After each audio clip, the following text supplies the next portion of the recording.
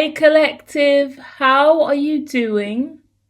I'm really excited to be with you today because this reading is gorgeous and it's really what you need, and it talks so much about who you are at the core. I love doing readings, guys, when I get to meet beautiful souls like you on the line. The gift of being an empath, clairvoyant, sentient, use my gifts and abilities is when an energy and a vibration comes through. That's so gorgeous. Because being a hermit's hard, being alone's hard. This lifetime isn't easy. Whether you're rich or poor, whether you have a big or small network of family and friends, it can be really taxing and challenging on your mind, body and soul. And me personally, I struggle with having faith in humanity. When you see beyond the veil and you see the other side, a lot of shit rubs you the wrong way, and your tolerance and ability to keep up appearances, I want to say, fade away. Less of the bullshit, I don't need it, I don't want it. But then you feel guilty because the majority of humanity settle for that bullshit, settle for less, put up with the dumb shit. And just because you don't see it doesn't mean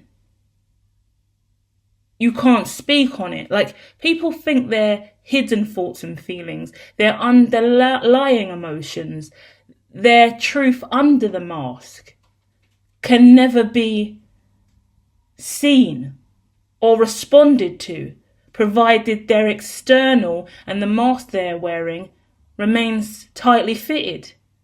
And to that I say, motherfucker, fuck no, I see through you. Yeah? And as a result of that, whoever I'm connecting with, you've for a long time been very isolated and on your own. I don't want to go too much into that energy because no cards tell me that. No cards are talking about anything low vibrational. No cards are talking about isolation and being alone. So this reading, more than anything, is keeping me on the straight and narrow. Whoever I'm connecting with, you need positive only. You need to hear positive words, positive affirmations. You need to see the light and know the light. You need a really strong, clear reading from me today as confirmation, affirmation for yourself that there are genuine friends here now. Yeah? You let a lot of people go, you moved on, went into isolation, suffered, struggled, had to make tough choices, but now who you have in your life or who's coming into your life over the next year, over the next 10 years, long-term friendships here, they are vibrational matches. So it's a massive well done for you guys. Sirens going off outside, if you can hear that. For me, that's a sign. You see that emergency you had, that severe situation, that sudden threat, that risk, that change. Something occurred, yeah? I keep getting visions of like crash. You could have been in a car crash. You could be repairing your body after a car crash. You could have lost someone in a car crash. Oh, interesting. I get missing sex tapes, missing pornography, missing mixtapes, music. Someone stealing your hard drives. Yeah, important stuff's gone missing. Like, you can't cope with any more fake friends, any more foe. So the divines heard you. Oh, this is tough. Because this reading applies to me, I just got bitch slapped. So I'm going to bitch slap you all back. Because this is a collective message. All the TV tarots are. And that means it's my collective consciousness as well as yours. So we're all going through something similar here, okay? They're general readings. But what I just got bitch slapped with was you've always been a vibrational match to everyone around you. But the issue with you is, the issue with us is, We've been flexing and acting like that fake face is okay. Because, you know, I described that person who was fake thinking they're going to get away with it wearing the mask. We were too wearing a mask. Because we should have called that motherfucker out straight away when we saw they were fake. But we played along. So we were a vibrational match to that person. Because we're playing.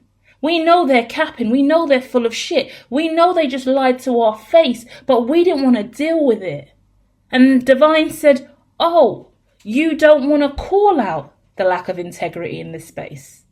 Then that means you want to be that lack of integrity. Great, fantastic. You and that person are great for each other. You're a vibrational match.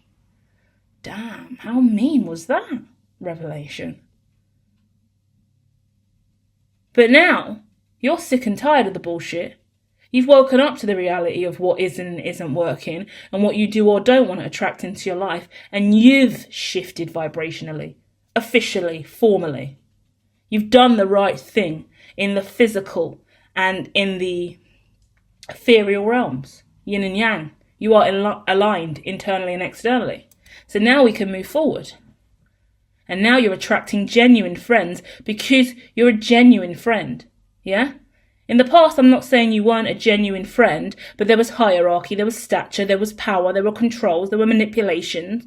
There's mother and father dynamics, or mother and son, father and son, husband and wife, best friend, business partner, who you grow up with, and you all take on a very specific role for comfort and assurity. We all slip into and slot into positions in life that keep us safe, keep us part of the group, prevent us from having FOMO. No one wants to miss out. So we'll do whatever we can to fit in and be part of this clique or this crew or this group, just to get the paycheck, to get the money, to be heard, to be seen, to get the numbers. We're all doing it for a reason. But as we evolve and grow, our unique identity, our inner child calls us.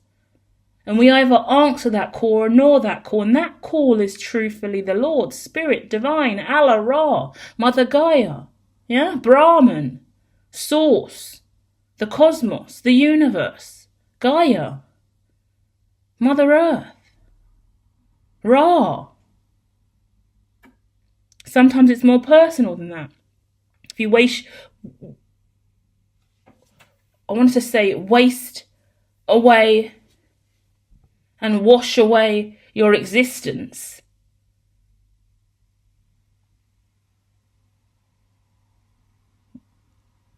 even subconsciously, you see that in your reality, a wishy-washy friendship group, yeah? Whereas if you worship yourself, sounds a little bit egoic, stay with me, but if you worship yourself in relation to the Most High, like, I don't say I worship myself. I would never say something like that. That's a weird thing to say. So stay with me because I'm being given an example to use. I want to pin this onto the deities. When I speak to Ganesha, Kali Ma, Hanuman, Horus, Brahman, God, Jesus, yeah, Allah, Ra, Krishna, Radha, Lakshmi. From the moment I open up and I connect with any spiritual deity of any kind, we're talking archangels, ascended masters, past on loved ones. As soon as I open up and I engage with spirit, in that moment I worship me. Do you get what I mean? Because no one else can see, hear, feel, or process that intimate bond. So if I don't trust in me and my love for that God, that source, that energy supply in the now moment, I could never even get there ethereally. I could never even be one. I could never worship. I could never ascend. I couldn't go anywhere. That wouldn't be a genuine moment with the divine. Yeah? To be with divine, you have to be one with you, because the divine takes self-love and courage. You have to surrender. And in that same breath, that's where we break illusions of one and the same, and ego and pride, because a lot of people are like, oh, you've got a God complex, or you're this way or you're that way. I know I'm nothing but a grain of salt, a piece of dust, sand in this dimension, because I sit down and I worship Kali Ma, Allah, Ra, God, Jesus. I speak with Mother Gaia. I speak to the trees. I speak to the animals. I'm a shaman. I connect with Source at a much deeper level. So I worship me, for I am seed of the Most High. And we are one and the same. A lot of enemies grow in this paradoxical dimension of self-love and truth, because everyone else who's still living in the 3D can't see beyond that. Who does she think she is? What a way to speak of yourself as so high. I'm nothing. I'm absolutely nothing. And the way that you're responding and behaving when I speak like that shows me I'm nothing to you. So that's okay. Eat that narrative. Feed on that. The darker bad bitch in me get me on a bad day. Choke on that, motherfucker. Burn. But when we're in light vibration, and we only go to the darker, heavier vibes, when we're bitter and angry and resentful, we're mirroring them because we're uncomfortable with self, yeah? So we're not even blaming any of our friends or friendship or family or network or associates or anything we've been through in the past, because we match them in vibration. We definitely did. Because even if you're an empath, so much talks I've been seeing popping up about dark empaths. And I think it's a great time to really introduce that concept onto this channel over here. We've never really spoken on it. What I love about the dark empath collective that's rising, it's not giving me dark, sinister, boogaloo, voodoo, sick, sinister stuff, but it could do. But it speaks about a psychological mind frame that is just inherently negative, and someone that is highly conscious but chooses their empathy for the darker natures of life. And I say, when I'm in rage, when I'm angry, when I'm hurt, when I'm broken, when I'm violated, a bad bitch will pull up and show you dark empath. Like, don't fuck me off, right? But it's us. It's on only us to temper that side of self, male or female. We have to temper that darker side of self, because it is there. Our shadow is real and our light is real, and we need both of them in flux. And it's not about 50-50 split. It's 60-40, 70 30, 80, 20, we're back and forth, yeah? We're spinning around with different paradoxical symptoms of love, light, dark, and hate. And that is harmonious. That's life. That's the Chariot card, yeah? In balance, we move forward with that white and that black, the yin and yang symbol on this channel. The alien in the middle is us, uniquely being us, being genuine. Someone's learned the most valuable lesson in life, what it means to be genuine and take ownership of friendship, family, things that didn't work. Let it fall on you. Let me be the mistake. Let me be the error in the code. Let me be the bug. Let me be the glitch. And doing so, humbly so at that, you've become the glitch in the matrix and escaped the matrix. And now you sit in a brand new paradigm, and your future is so prosperous, so healthy, so light, so ethereal, so what you deserve, so what you've manifested. I can see for the next 10 years someone having a really gorgeous relationship, at least 10 years. After 10 years from now, I see a lot of different things for all of you guys. But wow, it's so fucking awesome, because I can kind of guarantee. This is a general reading. I don't know you. Do not hold me to that. But I'll say what I say when it flies out my mouth in the now moment. I can guarantee that there's a collective that will bond, nourish and nurture each other and be genuine friends, lovers, caring support systems for each other for at least 10 years. After that, the way you branch out and move and be different, and how you take on new ventures, how you evolve. Oh, I love life. This is fucking sick. Listen, what I'm getting in my head is we all get to a point in evolution. This why this collective's fucking lit, because we all get to a point in evolution where we've outgrown our surrounding environment. It's really gorgeous. It shows me a collective who are set for a season, And it's a 10-year season. It's not to say after those 10 years you don't speak to these people again, but you ascend and you move to new community, new lands. What your lives are going to look like 10 years from now because of the way you branch out from this. I'm talking to everyone who has just met up at the same junction on the tree of life. Every single one of them. It is gorgeous. You've just come into being and you've been searching. It's given me the vision of Walking Dead, and we had that in a few readings last week. Both of last week's TV tarot were rooted in the zombie apocalypse vibration. So the fact that now I'm seeing Walking Dead, the episode where all the signs are saying go to sanctuary, go to sanctuary, go to sanctuary.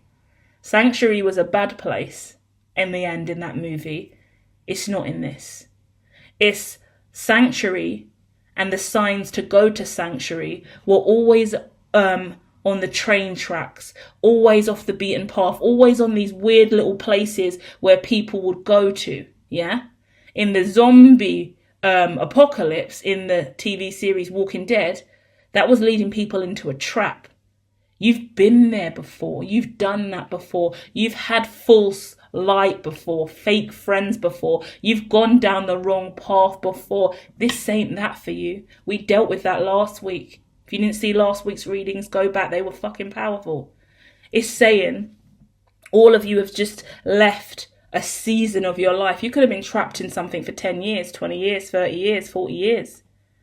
Everyone starts fresh. It's sick. It's giving me the 4400. It's giving me, is it mist? No, it's not mist. It's something like when everyone's, is that the same thing where they all come out of the grave? All these people that were dead were suddenly alive again and just woke up. Yeah, it's giving me a collective of people that have suddenly just all came to the same place at the same time. And they look at each other and go, I know why I'm here. Yeah? And it's like there's a code word. I want to cry a little bit. It's so light and awesome and rewarding. It's like there's a code word. There's an affirmation. There's a quote. There's something so kin. Something so foreignly you.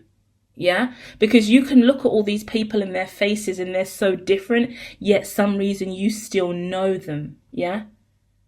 How is this person so foreign to me, yet so mission integrated with me? I don't know how else to say it. I wish I could give you my eyes and let you see what I'm seeing. It's so fascinating when I do these readings. I really enjoy these experiences with you guys. Thank you. We haven't even got into the TV tarot yet, and we haven't got into the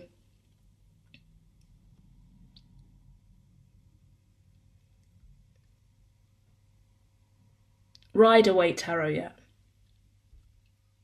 I try not to get emotional. I just got a wave of emotions come over me. Just had to kind of rein myself in a little bit, because this is a massive reward, a massive healing experience. I want to talk about a lot of grief, a lot of upset, a lot of betrayal.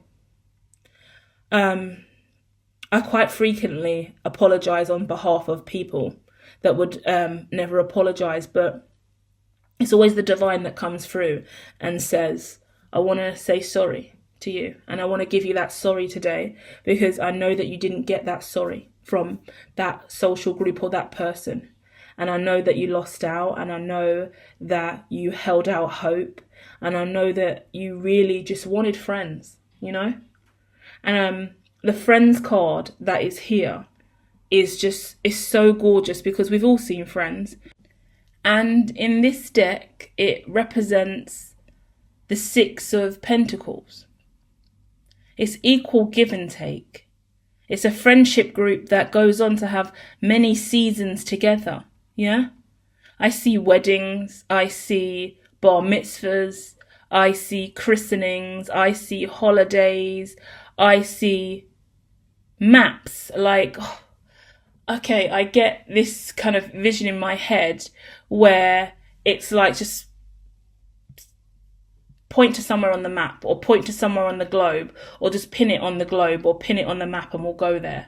Like, it's quite adventurous like that. And I don't feel like it's just one person doing that. I think it's a collective that every now and then's going, right, all of you guys pin something onto the map, and then all of us fold it all up and put it into I see this is more digital as well, so however it makes sense. Everyone takes a screenshot of a location on the map, or pin something on a map randomly, and then that all goes into some kind of jumble shuffle, and then out it pops, and then Monday we're going here,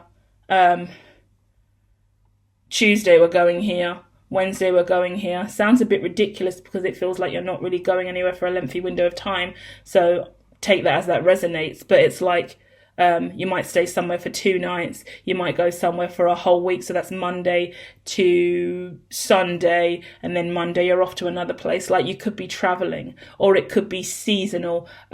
March will do this, May will do this. It's a collective though that are taking windows of time, which is 2 to 4 days, 2 weeks to scatter the globe, to just go out and explore and be and have fun with your social group. And some of you guys, this is gonna change your life, because not only it brings family and friends, but then I get kind of nieces and nephews and cousins and brothers and little sisters, and it's stuff that evolves over time, and the network's way more humongous than you would believe it to be.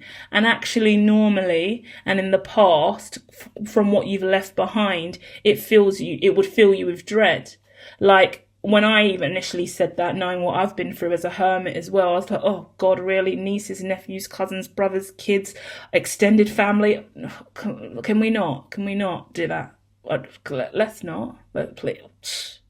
Please, no. Anything but others.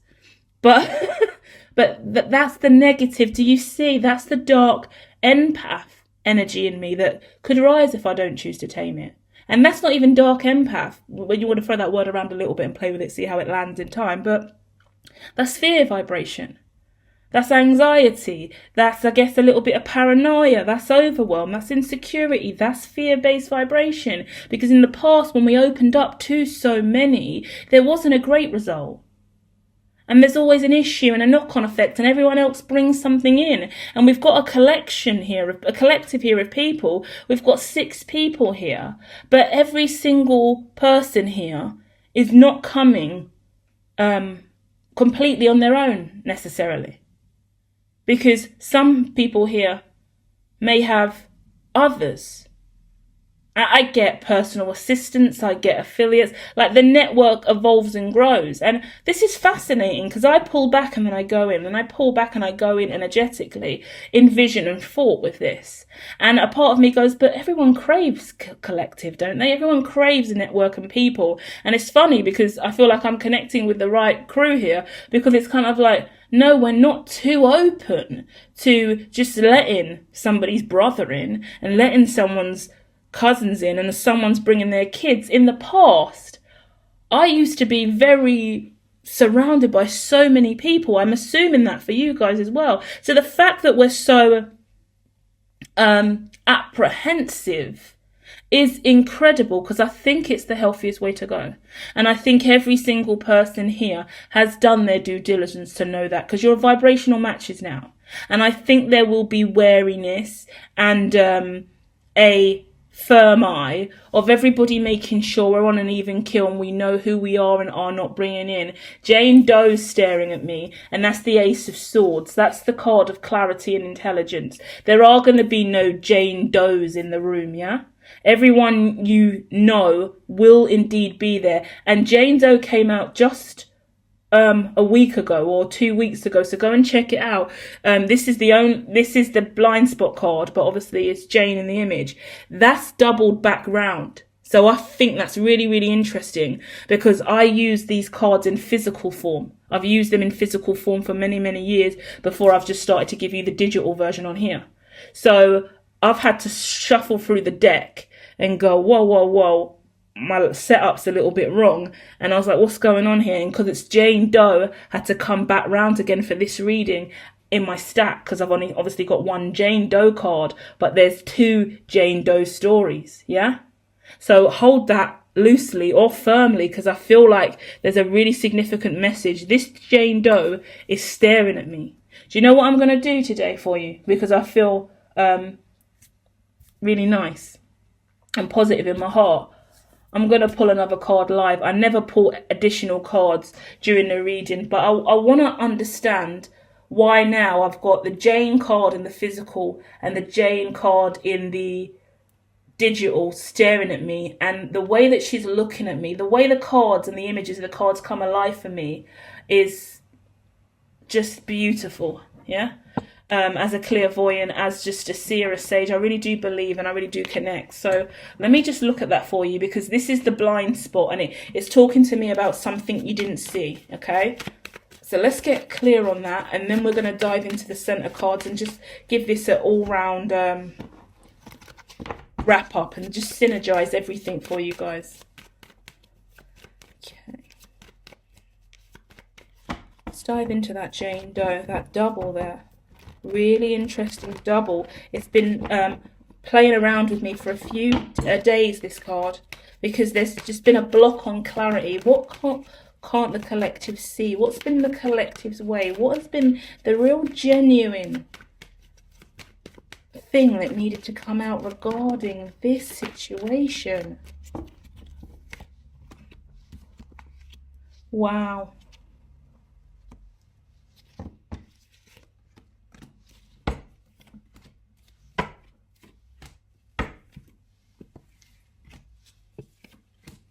Okay, wow. It's okay. I'm not even going to read it. I can see what's happening. Okay, the divine has given me a really clear message. This is one of the strongest divine readings I've had on the line in a really long time. Let me pull after tarot for just one card. I think, yep, something wanted to jump out, and I felt that. Oh my goodness, magic is unreal. Ace of Swords just jumped out, and I knew I had to go to that deck before I closed out. I said, I have to get something out of here. It wants to jump straight out. It was the Ace of Swords.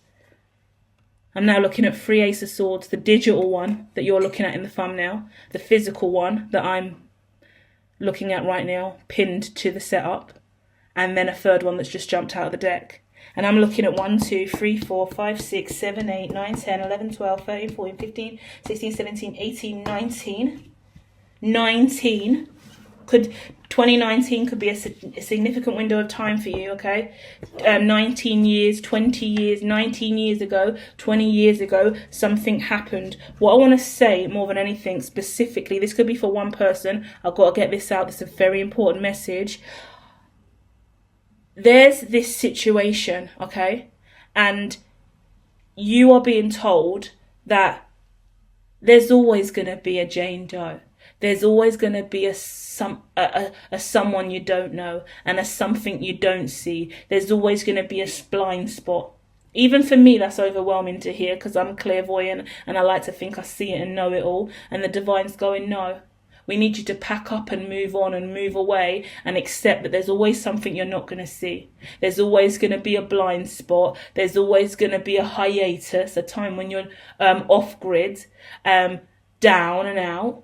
And when I say down and out, I say it loosely, because it's not necessarily low mood or feeling shit. Maybe it is, because we have seasonal depression, we have highs and lows in life naturally, but they're really talking to me about whatever this is, it's going to happen again and again and again and again and again and again. What we can do is make sure we have genuine friends and a really strong collective, and that our collective know who we do or don't govern with, do or don't conjure with. I say govern loosely at a really light level, and I say conjure with at a really loose, light level too. But for some of you guys, I take it right to the max as well, and I go, we are going to want to conjure with some people. We are going to want to govern with some people, yeah? But it's the way in which we set healthy boundaries, so we don't have these blind spots and these Jane Does, because it's a situation of understanding if you're coming into this collective, yeah, if you're coming with me, if we're going to spend time together, if we're going to be genuine friends, and you're bringing your brother, does your brother understand the regime? That sounds hard, and this sounds like a very militant way to look at it. But when we've been through what we've been through in our lives, some of you could be in the public eye. Yeah, some of you could be very, very sensitive empaths. Some of you guys could be hermits. Some of you could be religious. Some of you could have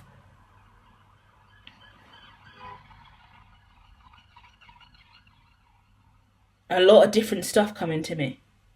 You know what you've got. I don't need to keep singing from the rooftops about some of you is the point. You know. You're making sure you move away from anyone without the morals and integrity to remain in your fold. And as you do that, things will fold out beautifully for you. But you now understand that there's always going to be that energy from 19, 20 years ago. Noise from the past. Because as long as you are over the age of 21, yeah, you've got 21 years before this bullshit. So 21 years of noise and voices and people chatting shit and things that you didn't see. Because what's so amazing about the Jane Doe card and why Jane Doe is Ace of Swords in this deck is because she comes out of the bag in Times Square with complete amnesia. And they don't understand if she is a positive or negative, yeah, a victim or a terrorist. And they're trying to work it out. And we go through the whole season. Can't remember how many seasons there is. But the deeper we get into it, we realise she's the fucker that set this all up. And she is indeed, I don't know what to kind of identify her as. Because whether she's part of, it's interesting and weird to put this here actually, because part of me goes, she's part of the resistance. But she's not only now part of the resistance, she's also part of the agency, because she's been in both sides and she's wiped her own memory clean. Yeah, she gave herself amnesia at the start. By the end of the series, we realise that Jane was the one that planned and plotted this whole thing, wiped her memory out and started again, created this whole paradigm. But she's come so far along without her original memory that she's now on the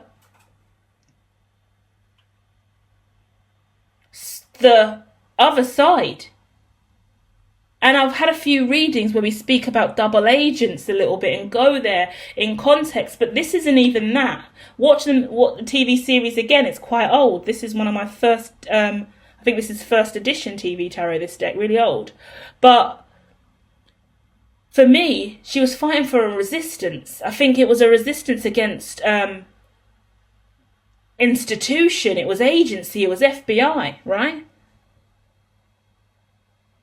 We're using this loosely as a metaphor, regardless of what I do in my career, guys. Let's chill. But you get what? But like, I do what I do in my career because I am such a nerd and a fan for these kind of creations. So when the lines get very close and integrate and blur, let's just move beyond, okay? Because I am who I say I am, and I do what I do, and there's no hiding or a lack of transparency with me. So please don't give me fear-based vibration as I give it to you. Like, damn, am I saying too much? I said FBI, I said agents, I said, we spiral, but we're allowed to go there in conversation. And I think where we're going in the future, and we're going to go into the middle as well, but let me just share this because it's important to me. Why I do what I do, and the tarot is the way it is, and I sing about me all the time on this platform, but it's what I do. How can I be for the collective if I don't collectively share and be transparent with you, you know? But why I do the TV tarot in the way in which I do, and why I speak the way in which I do, and why I do the kind of heavier hardcore stuff I do at Hermitology with Prevent and stuff like that, is because I do see the future. And just sharing that Jane Doe story hit a nerve with me, because I feel what it's been to be on the left. And I always talk about my experiences on the left versus my experience on the right. I never thought I would be going this way to the tech. I never thought I would be challenging government in the way in which I feel I do. I never thought I would be doing the prevent stuff and speaking on FBI and NSA and different agencies in the way in which I do. I never foresaw that for myself, you know? And it's interesting to let yourself just be you, and you take all aspects of your findings. Yeah, we are all philosophers in this life. No matter who you are, no matter what you do, we're all theorizing, we're all thinking, we're all feeling beings, we're all experiencing life. And we're meant to use that lived experience to evolve and grow and better ourselves, better the ones around us. And if we're not benefiting others, we're going to have to move on. What I really noticed, and why my shift in life has been so significant, is I got to a point in my career and in my life, and many of us do again and again, this is very specific for you guys and why we're here today, is we realise we can't reach anyone else with our gifts and abilities. Like, we can't make any further impact, and there's no more growth here.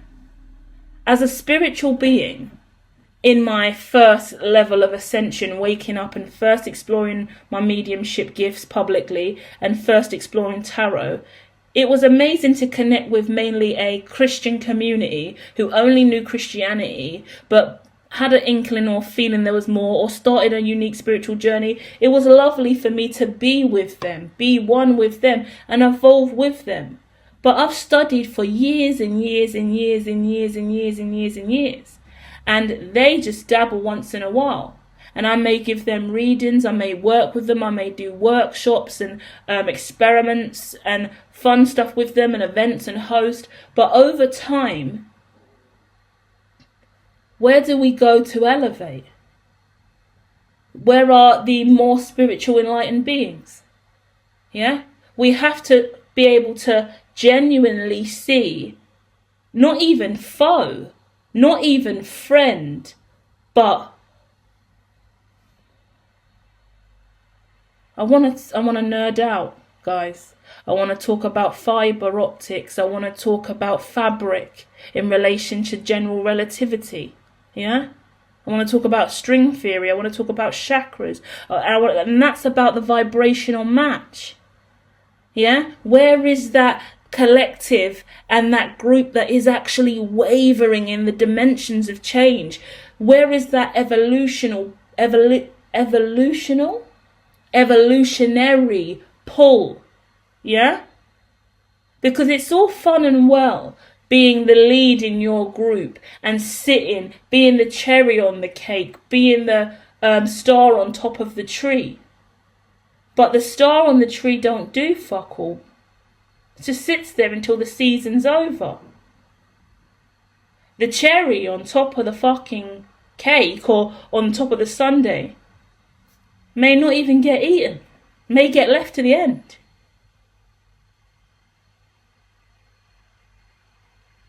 Or eaten straight away and forgotten all about. Interesting metaphors to use. But what if you were the Christmas tree lights instead? What if you were the caramel instead? A lot more layers to you then. If you travel a lot further, if you're the lights, you've got a collective. Because you wouldn't be the whole lights, you would be one bulb. And there'll be many other bulbs working in unison with you. That's what we aim for in life. Same with that caramel. May be cute and pretty to be the cherry on top of the sundae, but we take you off and we leave you to the side, or we eat you straight away and you're not thought of again. Whilst the caramel covers the whole bowl. Gooey, spreads out, and you taste it in every bite. Yeah? For me, that metaphor applies to people that stay in the same career for a really long time, and that means working for government or institution or someone else's company and taking on a C-suite role and just staying stuck in that. Yeah, being a head teacher, a lot of roles, being a senior leader, you've got a basic salary, maybe on like 40k or something like that. 40, I say a base, that's quite harsh, 20k, 30k, 50k, 90k. You just got your standard salary coming in, and that's kind of it. And you've got power from that. You feel great because you're on 90k, yeah? And you can do great things with that, and others are not on that salary. You feel inflated with your sense of self, and you live your life knowing that you're in the C-suite and you're cool and it's great and you're feeling fly about it. But what's beyond that? And if you left that, what more would you have? Yeah? It's always about thinking beyond. Doesn't mean you need to go and make your own C-suite, but have you got genuine fiber optics, fiber, string, connections, loyalty? Because if you weren't tethered to these people for a pay packet, a salary, a job role from 9 to 5, would there be more beyond that? Would that relationship go deeper? Could it? For me, as a spiritual life coach, when I was really trying to be Tony Robbins in this bitch, and I went through that phase early on, 2016 started that climb. The main thing I really learned was when I came out of that cycle and started to move away from the way in which I was working, I was realizing that it was fulfilling for me to be the guru, be the life coach. It was amazing. It's a massive ego boost. Everyone needs you. They come to you. You're feeding the collective. But the truth of the matter is, you feed the collective. So you're the ceiling. Do you get what I mean? You're the ceiling. There ain't nothing else above you. And I'm telling you, that ceiling gets really fucking tight. Because the vision I'm getting is being in a room, yeah? And everyone's in the room and everyone's at a normal level, but you're so big for the room that you're breaking out of it. You're so big that you're sitting on the floor in the room and your bum's on the floor, but your head's on the ceiling and it's bent down and you're crouched over. You're too big for the space. You're meant to break the ceiling. But a lot of people are so wrapped up in what it feels like to be that lead, that in that power seat, that breaking the ceiling would never even cross their mind, because they're in the C-suite. They're the CEO of this company. They're in a power position. They're a lead. They're best friends with a celebrity. They're best friends with someone rich. They're married to a high-profile person, right? All of those kind of energies take us away from that true vibrational match and that desire to break the ceiling and keep us small. It's like Honey, I Shrunk the Kids is the example I'm giving you. Sorry, no, Honey, I Blew Up the Kids. The massive baby walking around town. Metaphor only, because that hit a nerve. So that was a very intuitive message. We haven't even dived into the middle, so I'm going to just wrap this up nicely now. And we're going to fly through these 6 cards in the middle. In the past, Queen of Swords, cold, detached, icy, yeah? Non-communicative, so very unverbal. You could have been unverbal as a child. You could have chosen mutism. You could have sat in rooms and said fuck all. You could have just looked and said a lot less. You could have a child who has autism. You could have a child who is also mute. You could have a shower addiction, I want to say. Okay, nice. This is very hermit energy. So, and I relate. If you know Sadhguru, he preaches about washing after you come away from anyone else, yeah? Because their energy encompasses you. A lot of the spiritual things we teach over here and that we'll be doing in the future at Hermitology is about these kind of spiritual layers we don't know what to deal with. So if you have a showering obsession, it's because there's this I want to say, this past resonance of you that kind of keeps you going back for that shower and shower because you want to get clean again. Yeah. And I think you're dealing with spiritual showering needs more than a physical showering need. So what I got taught very early on in my spiritual journey was to visualize different colors being washed off of your chakras when you do shower. So okay, we haven't got all day. This is getting a little bit long. Stay with me. I'm going to be as fast as I can for you guys now on the way out. Okay, when you get into the shower, you need to visualize, especially wherever the water hits. If the shower's above your head, I'm getting, then visualize that chakra from the crown down. So that pink, that purple, the blue, the green, the yellow, the orange and the red, visualize them as if they were actually being washed off of you, but not only with their natural color, the colors I've just said, but also with dirt, soot, and start to visualize what is it that you see or feel that's on you that you need to wash off and remove. Because I get someone who is OCD showering because their chakras are the ones that need to be cleaned, and you're going through that cycle again and again. You've picked up imprints from others, and you can feel them in your energy field, and these are potentially people from the past, potentially even enemies now or foe, and there's that resonance, or there's a memory from the past, or there's something that you just feel like you couldn't get off of you. So visualizing that kind of chakra technique, there's loads of different ones. I'll put some out over the next year on her 7D consciousness. Okay, I'm really cleaning up that platform over there. That is the first thing we are going to make over the next few weeks for you. Okay, so check out over there a shower visualization for OCD chakra shower cleansing. OCD shower chakra cleansing, just to lessen the burden for you, okay, of that obsessive need to clean. Okay, and a lot of things happen during COVID as well. I do have OCD. I wash my hands obsessively so much, and it is just a burden for me. I just can't help myself. And I actually have cats at this time as well, and a kitten, and I'm a little bit allergic to the younger kitten. OCD, I like my house to be clean. I like feng shui. I like things to be put in certain positions. The way that my house is kind of laid out is lovely and perfect, and even the cat's moving stuff out of the way, I have to accept it, and it's good for me and my mental health, my obsessive compulsive needs. But it does get annoying, and you can get wrapped in that, you know.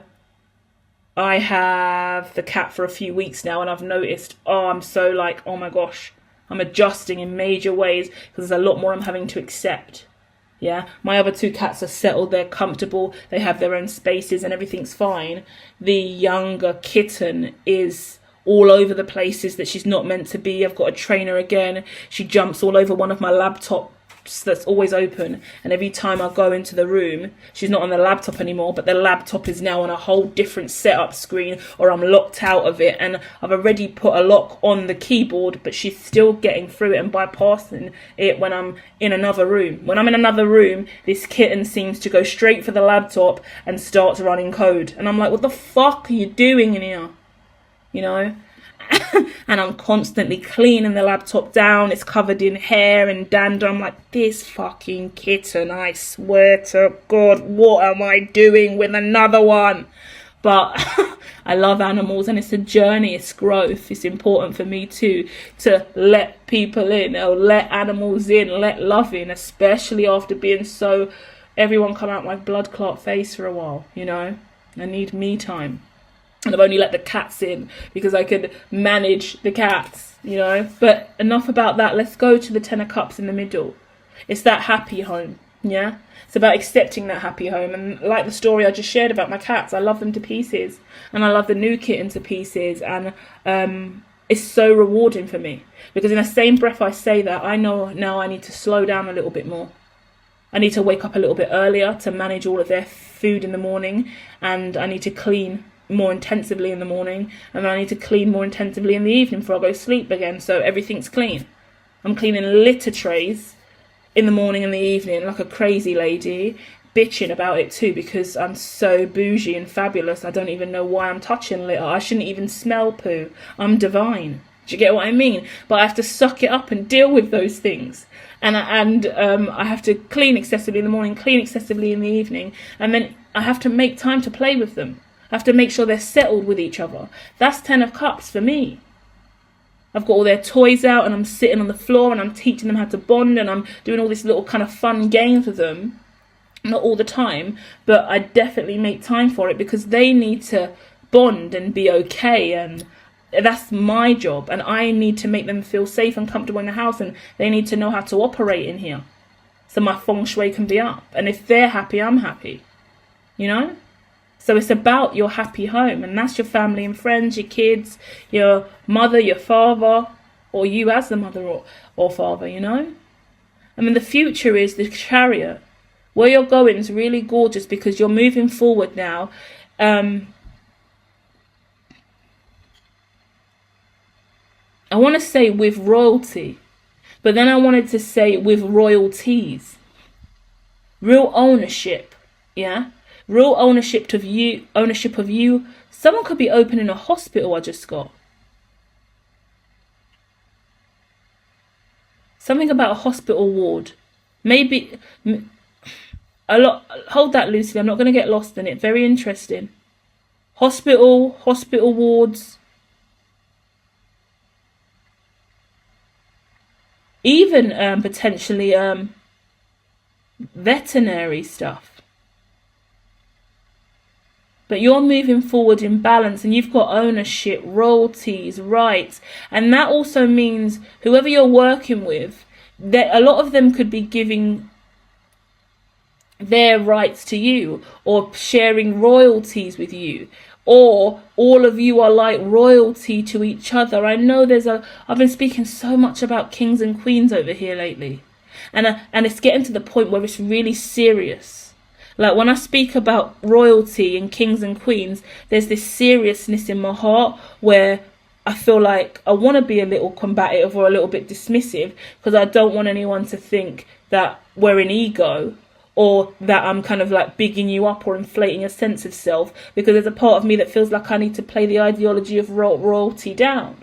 And I don't want to give off this air of arrogance that you're above or better than anyone else. But I want to say, when we talk about royalties and then royalty and ownership, that's what I'm really saying here. Let's not get lost in the words and the meaning of that leads to obnoxious outlooks of the sense of self. But let's just look at it as you have ownership of your reality. You're a free human. And you're allowed to, we're all kings and queens, in my opinion, yeah? So this isn't screaming monarchy and we're rich and well off and bougie and better than anyone else. It's screaming, you're a king in your own right. You're a queen in your own right. And everyone around you is on that tier, yeah? And it's not about net worth. It's not about spiritual doctrine. It's not obnoxious. It's about you and your unique journey and what you've been through. And to be honest with you, with the Hangman underneath that, in the interference position, it's the wisdom you've accrued. Yeah? I say that because you are incredibly wise now. All the years you spent in Hanged Man has made you who you are today. And with that, your frequency and vibration, Temperance, you are so balanced, just like the Chariot with the yin and yang. You are so aligned. You are so in your power. You are so loving and kind. You are so light source. You are so purposeful. And the only thing that you've kind of got to deal with now is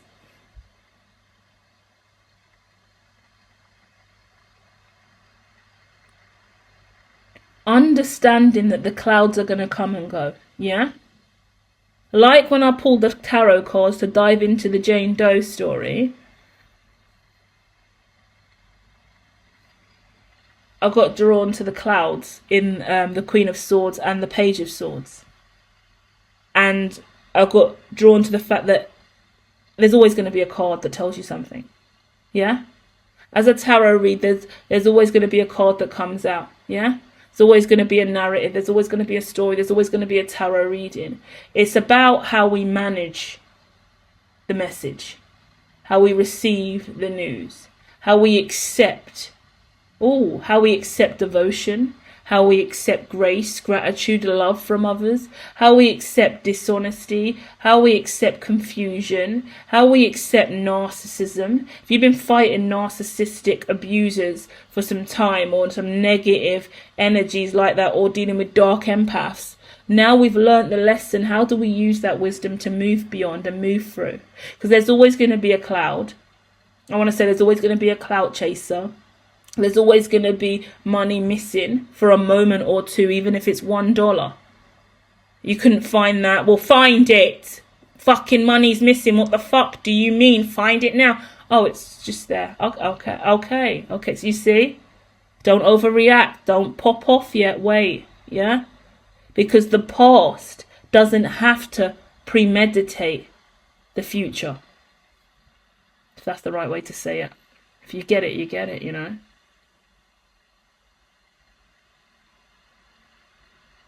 In the past is now fully integrated into the Hangman. It's what should be able to make you happy and bring the sun into your life consecutively, because you understand the ebbs and flows, and that there's always going to be a cloud, but you're always going to find the silver lining. And I know it's hard. I'll say this on the outro, because I was really having a wobble earlier this week. I just was a little bit irritated, and I was speaking to the divine, I'll be honest, and I said, is this what I'm really meant to be doing? Just finding the silver lining all the time, because it's my natural way of being. But is that a detriment to me? Is it a detriment to me to be this positive just as a vessel? Because when I'm by myself, when I'm removed from others, when I'm just me being me and living my life, I'm so neutral and I'm so silver lining that I don't want or need for anything. I'm just grounded in that. And then I think to myself, is that a detriment to me that I'm not forcing all of these things? You know, I'm out there and I'm mouthy and I'm active and I'm doing this and I'm opinionated and whatever. But the true internal me, just whatever, I'm one. It's enough. And I find fulfillment and joy and happiness in the smallest of things. But when I look and I assess everything, I do get a little bit irritated sometimes, because I'm like, should I be pushing for more? Should I be moving like the 90% instead of the 1 or the 10, you know? Is this really enough for me? Do I look stupid for taking this approach? Am I really, really settled and grounded in my own philosophy? Because I do have my own philosophy, and it's what I'm telling you now about that silver lining. Because there's always a silver lining, and the silver lining is always enough for me. It is. But it's when I start thinking about how other people see me, how other people are going to feel, when I start honing in on that past narrative, and not expectation from anyone else even, because I'm like, the fulfillment in me is so high. But it's looking back and going,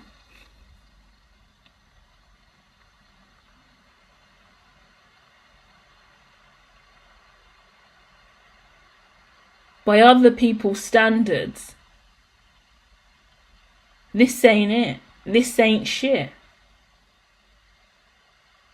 And I shouldn't care. And a massive part of me doesn't care, but a massive part of me also wants to go, I'm enough just this way. It's okay. Like, I don't need all of that. And it reminds me of another reading where I said, I've looked at my future And I understand that my future is not going to be any different to what I have now. Really. The experiences, the money, the like, all of that stuff's things that go on top of the rug, go on top of the fabric, go on top of the fiber optic cables. Yeah? Everything sits on top of the rug. You can put a gorgeous rug down. You can put a gorgeous dining table on it.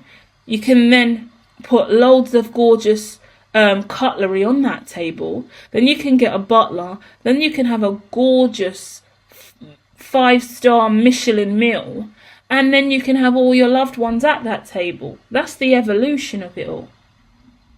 But if that rug and that ground that rug is on isn't stable, then you're not even going to be able to enjoy that meal. And that's the paradigm I live in, and that's my weaker elements. This is a beautiful thing for me to see this with you and get clarity now. And hit like if you resonate. I think this is a powerful way for us to sum up, because it's that chair that has a little wobble to it, or that chair that's missing one of those little tacks at the bottom, so it always rocks in that one side. So you're at the table with all your loved ones and all this lovely food, but that chair wobbles a little bit there. That floor that you're on's got lots of chips and cracks in it, even got a little pothole in the middle. You're sitting down and the floor's dodgy. You've got a wooden floor and it's got all these gaps and creaks in it. The floor's not even stable to stand on in certain areas, but you're having a massive party and your floor's fucked. Just please don't stand on the yellow bits because you might fall through, guys. But just dance around it, okay? You know? It's about getting the foundation right. And we wouldn't even have clouds if they didn't have silver lines. Because it's the lines that create formation. Yeah? And that's the string. That's the fabric, that's the fibre, that's the fibre optics, that's the string theory, that's the M theory, that's general relativity, special relativity. That's D-brains. That's me nerding out with you guys. That's physics, that's spirituality, that's science. And I needed that. Because I do still go back and forth, and I think we frequently will. Because less is more. And I'm so peaceful in less. But sometimes I feel like I have to be more or act more or do more for it to be enough. And I guess that's kind of the lack of genuinity. Is that a word? Who fucking knows? I don't think it is. Genuinity. Never said that. But I couldn't just say genuine because I was flowing. You know? But once again, the vibrational match wasn't quite right. Because for me, another example on the way out, I've never worn name brand all my life. Yeah? I have this really kind of silly, funny memory where growing up, I always had the weird clothes. The really weird clothes. Like I had like foam shoes that were like brightly coloured with like foam flowers on them, and there were strap over sandals. I used to wear a lot of Jesus style sandals. I used to wear like they used to make fun of me because I had like clay shoes, wooden shoes, foam shoes. All the things I chose were really like weird, antique, vintage. Everyone else was wearing Fila, Nike, yeah, Reebok, and I was the one to come around and be wearing the weirdest summer dresses. I wore summer dresses in clay shoes. And like random jewelry, like, and bandanas and long, like really out there clothes.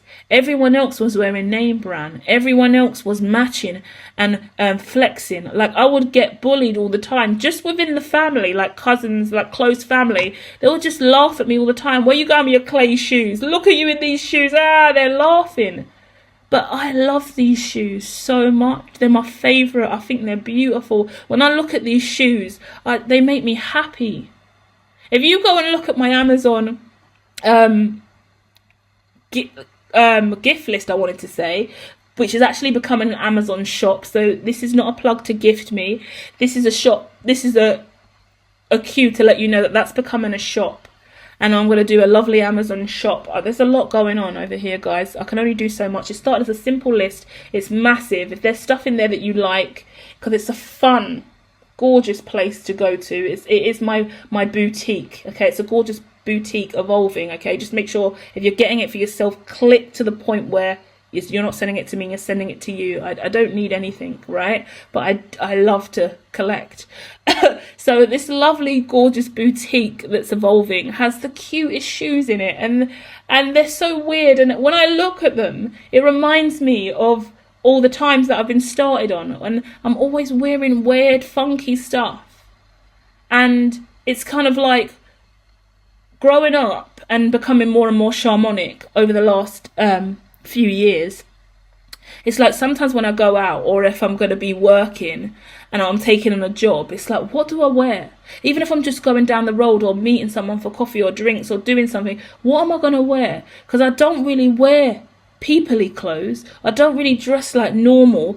Like I went through a really difficult phase where as a hermit I didn't even know how to step out and what to actually wear.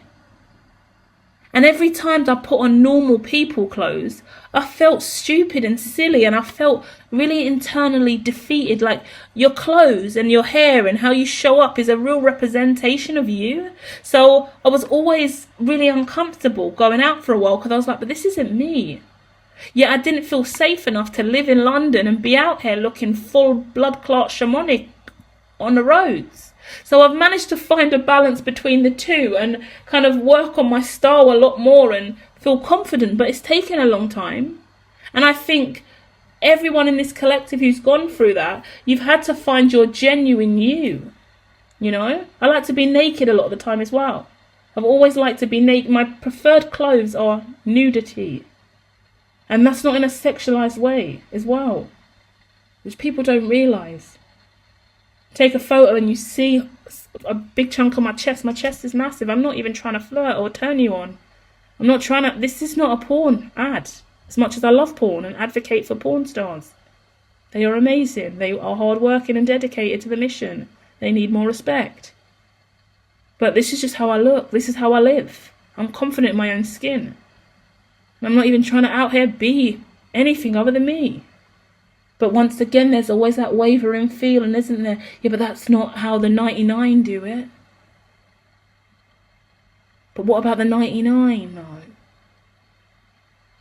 And like I said at the beginning, you're part of the 4400.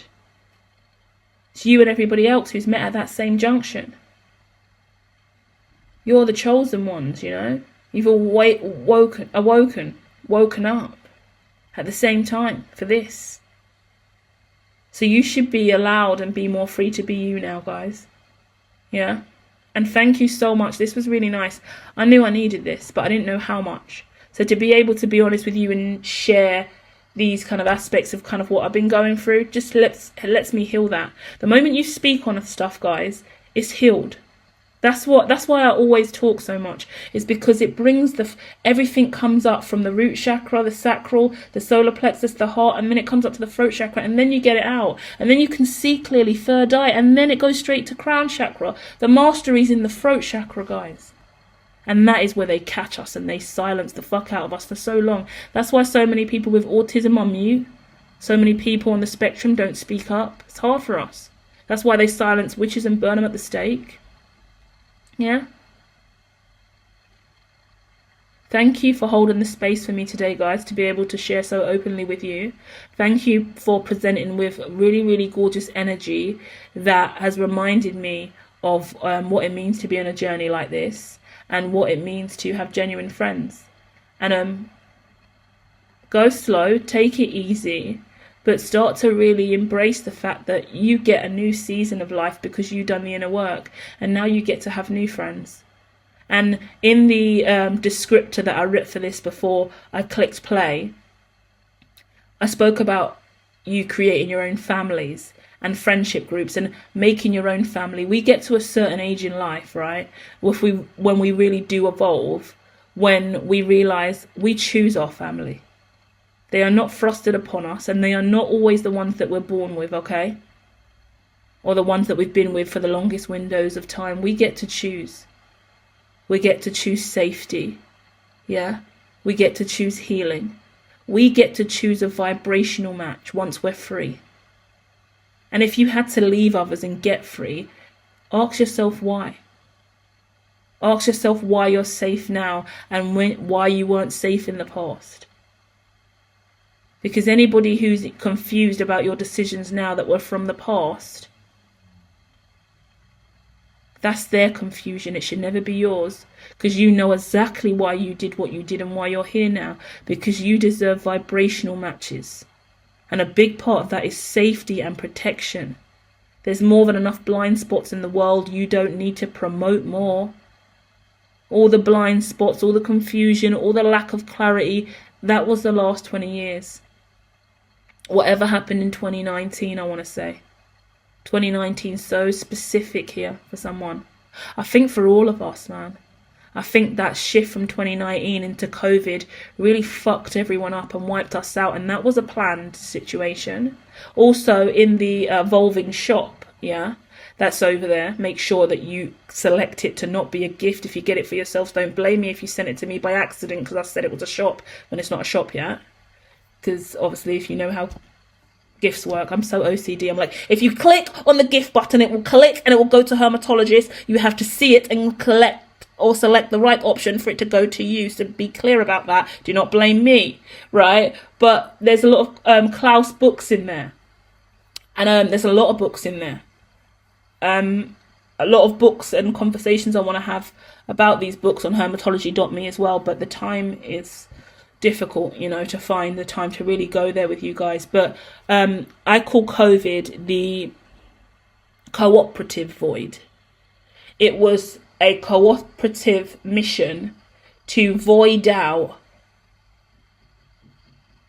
a window of time, space and time, to prepare for the new age in relation to AI and what's happening now with the fifth industrial revolution. I don't even want to say the fourth industrial revolution because Klaus already identified that and spoke about that openly.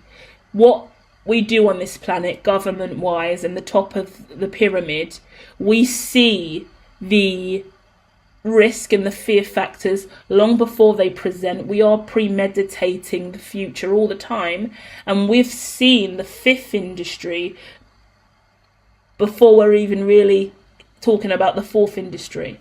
And we've had to make a real decision about what we do about that. And the greatest way to manage the fourth industry, what we were stepping into, yet classify and hodl on the fifth, just enough to ground our evolution on Earth, was to create a cooperative void, COVID, and veto some time on the planet globally where we just shut down. Everyone just, we're gonna have to turn you all off now, okay?